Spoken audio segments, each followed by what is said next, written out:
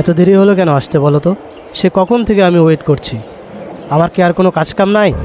আসলে বাসায় একটু কাজ ছিল তো, এই জন্য দেরি হয়ে তোমার গেল। হাজারো এক্সকিউজ রেডি থাকে, সে কখন থেকে অপেক্ষা করছে আমি, আর তুমি এখন আসছো? দূর। আচ্ছা, ভুল হয়েছে, মাফ করে দাও, আর হবে না এমন। এটা ভুল না। আর এইসব কি?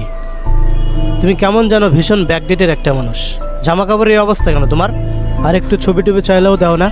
অন্যদের দেখছো ওরা কিভাবে চলাফেরা করে, আর তুমি কিভাবে চলো? হ্যাঁ, এখন আমার জামা কাপড়েও সমস্যা?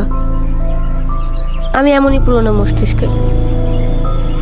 এখন আমার করণীয় কে বলো? আমি পারি না অন্যদের মতো হইতে।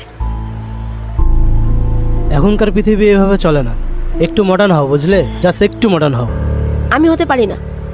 এত যখন আমাকে নিয়ে সমস্যা, আমাকে ছেড়ে দিলেই তো পারো মিরাজ। এত আফসোস কিসের তোমার?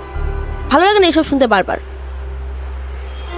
ছেড়েই দেবো। প্রত্যেকদিন আমারও এসব ভালো লাগছে না তোমার সাথে ঝামেলা করতে। যাও।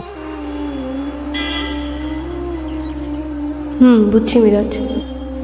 আচ্ছা থাকো, বাসায় একটু কাজ আছে। আল্লাহ হাফেজ।